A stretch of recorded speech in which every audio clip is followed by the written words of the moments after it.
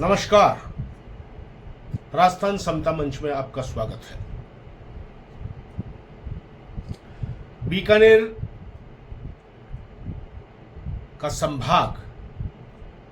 जो पुराना संभाग बीकानेर में चूरू जिला भी आता था, और उस संभाग के एक जमाने में भारतीय जनता पार्टी के राष्ट्रीय नेतृत्व की निर्देशों की अनदेखी कर बगावत कर चुके पूर्व मंत्री देवी सिंह भाटी ने गत दिनों, जब भारतीय जनता पार्टी का प्रदेश नेतृत्व लोकसभा चुनाव 2024 में अपनी हार की समीक्षा के लिए जुटा और अपने द्वारा तैयार रिपोर्ट को भाजपा हाईकमान को सौंपा, उस दौरान एक जमाने में काबीना मंत्री रहे देवी सिंह भाटी ने राजस्थान की 11 सीटों की हार के लिए पूर्व नेता प्रतिपक्ष राजेंद्र राठौड़ को जिम्मेवार ठहराया। उन्होंने अपने वक्तव्य में कहा कि राहुल कस्बा का टिकट राजेंद्र सिंह राठौड़ ने कटाया, और राहुल कस्बा एक बहुत सीधे और जनता से जुड़े नेता का टिकट कटाने से जाट समाज में जो नाराजगी पैदा हुई, उसकी वजह राजेंद्र राठौड़ रहे। वैसे तो सभी जानते हैं कि देवी सिंह भाटी के बोलने का remote control Bharatiya Janata party में किसके पास है, लेकिन देवी सिंह भाटी के ताजा बयान का सीधा ही असर ये देखा जा रहा है कि भारतीय जनता पार्टी में जो हार पर चिंतन मनन और मंथन हुआ है, उसमें अन्य वजहों के साथ साथ भीतरघात और आपसी गुटबाजी को भी प्रमुखता से लिया गया है। तो क्या भाजपा के प्रदेश नेतृत्व द्वारा जो रिपोर्ट हाईकमान को सौंपी गई है, उसमें भीतरघात और आपसी गुटबाजी का सीधा इशारा पूर्व मुख्यमंत्री वसुंधरा राजे की ओर तो नहीं है? और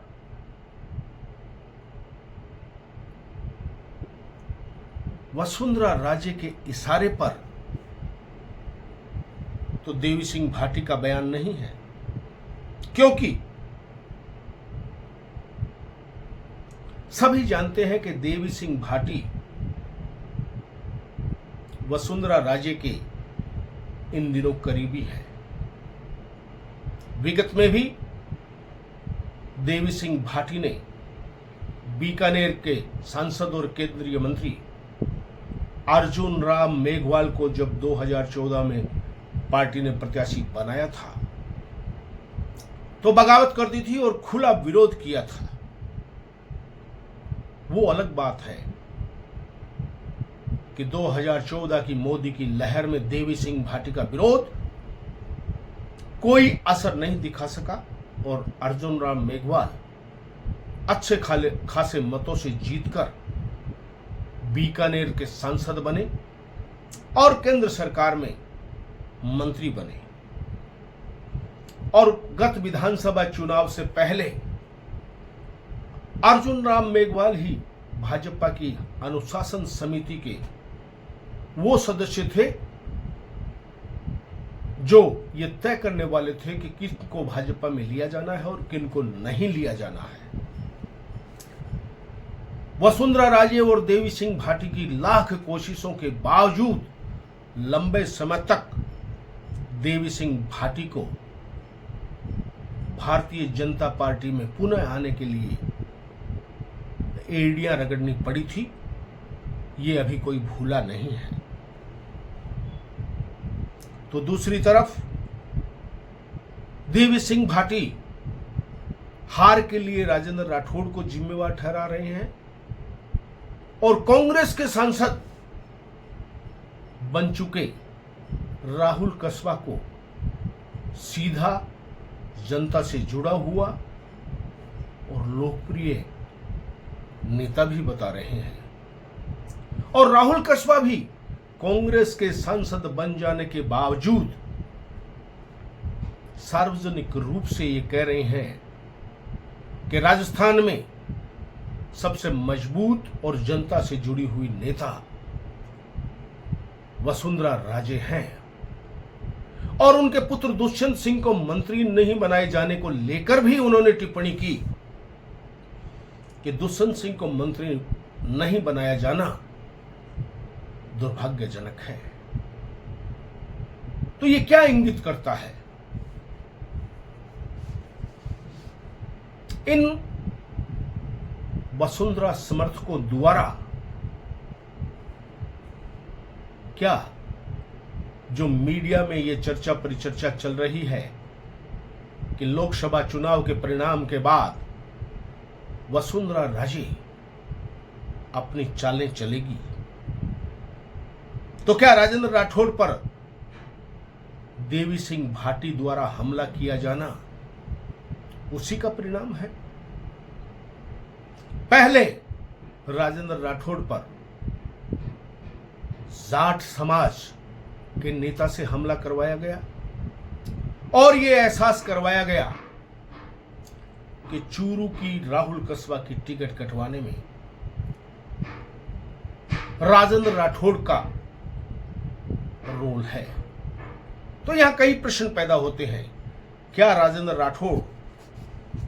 जो विधानसभा का चुनाव स्वयं हार चुके, उनकी भारतीय जनता पार्टी में इतनी हैसियत है कि वे किसी सिटिंग सांसद का टिकट कटा सके? पता नहीं। और दूसरा, विधानसभा चुनावों से पहले भाजपा हाईकमान के निर्देशों की अवहेलना कर पूर्व मुख्यमंत्री वसुंधरा राजे जो धर्म के नाम पर विभिन्न जगहों पर अपना शक्ति प्रदर्शन कर रही थी, उसमें चूरू लोकसभा क्षेत्र के सालासर में भी उन्होंने धर्म की आड़ में अपना शक्ति प्रदर्शन किया था और उस धर्म सम्मेलन में भीड़ जुटाने का किरदार पूर्व काबीना मंत्री यूनुस खान और उस वक्त के भाजपा सांसद राहुल कस्बा ने बखूबी निभाया था। ये सभी को पता है। राजनीतिक क्षेत्र में लोग ये मानते हैं कि राहुल कस्बा का टिकट कटने का नींव तो सालासर के धार्मिक सम्मेलन में ही गिर गई थी, क्योंकि भले ही आमने सामने ना हो, लेकिन वसुंधरा राजे का टकराव तो प्रधानमंत्री नरेंद्र मोदी और गृह मंत्री अमित शाह से ही चला आ रहा था।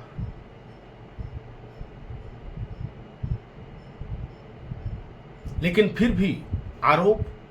राहुल कस्बा के टिकट कटने का राजेंद्र राठौड़ पे लगाया गया। लेकिन सवाल यह भी पैदा होता है कि चूरू में तो जाट समाज की नाराजगी का यह कारण हो सकता है, लेकिन झुंझुनू, सीकर, नागौर, बाड़मेर, टोंक, सवाई माधोपुर जैसे क्षेत्रों में क्या हुआ? क्या राजेंद्र राठौड़ इतने ताकतवर प्रदेश के नेता बन गए हैं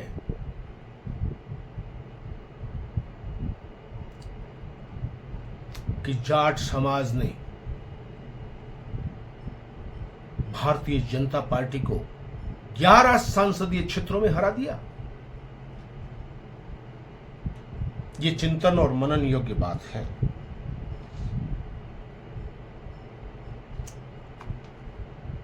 और देवी सिंह भाटी के ताजा हमलों से पहले जरा राजेंद्र राठौड़ के विरोध के नाम पर सांसद बने राहुल कस्बा का वो बयान भी याद कर लीजिए, जिसमें कांग्रेस का सांसद बन जाने के बावजूद राहुल कस्बा मीडिया के सामने बेहिचक ये कह रहे हैं कि प्रदेश में सबसे जमीन वाली नेता और मजबूत नेता, अनुभवी नेता वसुंधरा राजे है। और साथ ही दुष्यंत सिंह को भी केंद्रीय मंत्रिमंडल में शामिल नहीं किए जाने पर भी टिप्पणी करते हैं। और उसके बाद ताजा जब रिपोर्टें दिल्ली पहुंच चुकी है तो भीतरघात और आपसी मनमुटाव के नाम पर जो निशाना मुख्यमंत्री भजनलाल शर्मा और प्रदेश भाजपा अध्यक्ष सीपी जोशी और मंथन कमेटी ने जिनकी ओर किया है, कहीं उससे में कहीं सकते में तो नहीं है वसुंधरा राजे का खेमा। और उसी के परिणाम में देवी सिंह भाटी ने खुलकर बेहिचक सभी सीटों पर हार के लिए पूर्व नेता प्रतिपक्ष राजेंद्र राठौड़ के नाम पर मटका फोड़ा है। तो क्या जाट समाज के बाद अब राजेंद्र राठौड़ को राजपूत समाज में घेरने की तैयारी चल रही है? देवी सिंह भाटी के बयान से कुछ ऐसा लगता है, क्योंकि देवी सिंह भाटी पूर्व मुख्यमंत्री वसुंधरा राजे से बेहद करीबी रूप से जुड़े हुए हैं और अपनी बेबाकी के लिए भी जाने जाते हैं। तो क्या भारतीय जनता पार्टी में वसुंधरा खेमा अपने लिए और विशेषकर प्रदेश की राजपूत राजनीति में राजेंद्र राठौड़ को ही सबसे बड़ा खतरा मानते हैं? जबकि एक जमाने में तो वसुंधरा राजे के राठौड़ बेहद करीबी रहे। और वैसे तो राजेंद्र राठौड़ के अब तक के राजनीतिक कार्य प्रणाली पर नजर डालें तो भारतीय जनता पार्टी के जो भी मुख्यमंत्री बने, जो भी प्रदेश अध्यक्ष बने, जो भी प्रभारी महासचिव बने, उन्होंने भारतीय जनता पार्टी की निष्ठा के साथ न केवल उन्हें शहर से स्वीकार किया, बल्कि उनके साथ कंधे से कंधा मिलाकर, कदम से कदम मिलाकर चलने की उनकी जो जादूगिरी है उससे सभी वाकिफ हैं। तो क्या ताजा समय में प्रदेश की भारतीय जनता पार्टी की राजनीति में राजेंद्र राठौड़ को वसुंधरा खेमा सबसे बड़ा रोड़ा मान के चल रहे हैं? पता नहीं, लेकिन पूर्व काबीना मंत्री देवी सिंह भाटी के बयान से तो कुछ ऐसा ही लगता है, क्योंकि बहुत जल्द भारतीय जनता पार्टी में एक तो चुनावों की हार के बाद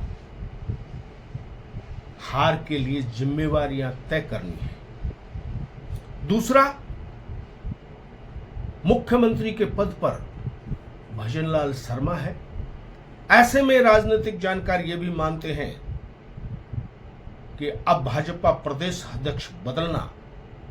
लगभग तय है। तो क्या राजेंद्र राठौड़ को प्रदेश अध्यक्ष बनने से रोकने के लिए देवी सिंह भाटी का ये बयान है। राजनीतिक लोग इसे इस रूप में भी देख रहे हैं, क्योंकि देवी सिंह भाटी के इस बयान से कई प्रश्न खड़े हुए हैं कि क्या देवी सिंह भाटी का बयान पूर्व मुख्यमंत्री वसुंधरा राजे की राजनीति के हिस्से के रूप में है, या क्या वसुंधरा राजे को लगता है कि भाजपा में राजेंद्र राठौड़ का कद बढ़ना उनके व उनके समर्थकों के लिए बड़ा खतरा है। राहुल कस्बा के कांग्रेस में चले जाने के बावजूद वसुंधरा राजे की प्रशंसा करना यह प्रमाणित करता है कि कस्बा स्वयं कांग्रेस में अब हैं, लेकिन उनकी आस्था आज भी वसुंधरा राजे के प्रति ही दिखाई दे रही है। क्या पर्दे के पीछे रहकर राठौड़ पर निशाना साध रही राजे की इस नीति से उन्हें बीजेपी में कुछ हासिल होगा, या उनका उद्देश्य बीजेपी में हासिल करने के लिए राजेंद्र राठौड़ को रोकना मात्र है? क्या राजे के हमले के बाद बीजेपी व बीजेपी हाईकमान की नजर में राठौड़ की साख बढ़ेगी, या फिर राजनीति में राठौड़ हो जाएंगे अप्रासंगिक? देवी सिंह भाटी के बयान से क्या विधानसभा चुनाव हार चुके राजेंद्र राठौड़, जिनके उनके विरोधी भाजपा में कमजोर होना मान रहे थे, तो क्या आज भी राजेंद्र राठौड़ भाजपा हाईकमान के विश्वास पात्रों में से एक है? ये कई सारे सवाल हैं जिनके जवाब अभी आना बाकी है, क्योंकि इनके जवाब तो जब भाजपा हाईकमान हार की समीक्षा के बाद अंतिम परिणाम पर पहुंचेगी और परिणाम के बाद एक्शन मोड में आएगी, तब पता चलेगा। दूसरा, वसुंधरा राजे के चलते पहले जाट समाज में और अब राजपूत समाज द्वारा राजेंद्र राठौड़ पर हमला किया जाना, क्या वसुंधरा राजे की भाजपा हाईकमान को यह दिखाने की कोशिश है कि मेरे बिना जाट और राजपूत जो माने जाते हैं भारतीय जनता पार्टी की रीढ़ की हड्डी, वो साथ नहीं रहेंगे? और अगर लोकसभा चुनाव में उम्मीदवारों के ऊपर नजर डालें तो चाहे बाड़मेर का चुनाव हो, रविंद्र सिंह भाटी शायद इतने भी ज्यादा लोकप्रिय नेता नहीं है कि वे किसी भी क्षेत्र में जाकर निर्दलीय चुनाव लड़े और एक संसदीय क्षेत्र में भी अपने प्रचार प्रसार को हेलीकॉप्टर से करें। तो सवाल यह भी उठता है कि आखिर रविंद्र सिंह भाटी के चुनाव लड़ने के पर्दे के पीछे कौन मददगार रहा? राजनीतिक पर्यवेक्षक मानते थे कि रविंद्र सिंह भाटी का जितना जलवा बढ़ेगा उतना ही भारतीय जनता पार्टी के कैलाश चौधरी कमजोर होते चले जाएंगे, और वो हुआ भी। बाड़मेर में उमेदाराम का जीतना भारतीय जनता पार्टी की अंदरूनी कलह का जीता जागता स्पष्ट प्रमाण सबके सामने है। जाट समाज का बाहुल्य जिन क्षेत्रों में है, उनके अलावा टोंक, दौसा, भरतपुर, यहां क्या हुआ? क्या यहां भी राजेंद्र राठौड़ के चलते ही भारतीय जनता पार्टी को चुनाव में मुंह की खानी पड़ी? इसलिए यह स्पष्ट प्रतीत होता है कि भारतीय जनता पार्टी की अंदरूनी राजनीति में राजेंद्र राठौड़ को पछाड़ने की रणनीति के तहत ही देवी सिंह भाटी का ये बयान है। और आश्चर्यजनक बात तो ये है कि आज सांसद राहुल कस्वा कांग्रेस के सांसद हैं, लेकिन अभी तक कांग्रेस हाईकमान यानी कांग्रेस के राष्ट्रीय अध्यक्ष खड़गे, कांग्रेस की सुप्रीमो सोनिया गांधी, कांग्रेस के नेता राहुल गांधी या प्रियंका गांधी की प्रशंसा में कसीदे अभी तक तो राहुल कस्वा ने नहीं पढ़े हैं, क्योंकि वो चूरू लोकसभा क्षेत्र में मतदाताओं का आभार व्यक्त करने की सभाएं कर रहे हैं और ना ही प्रदेश कांग्रेस के किसी भी नेता के प्रति वो आस्था जता रहे हैं। और हाल ही में जब कांग्रेस के प्रदेश स्तर पर पूर्व उप मुख्यमंत्री सचिन पायलट और निवर्तमान मुख्यमंत्री अशोक गहलोत दोनों के खेमों में ही अपना एक एक पांव रख रहे हैं, जबकि मूल प्रदेश कांग्रेस कमेटी के अध्यक्ष गोविंद डोटासरा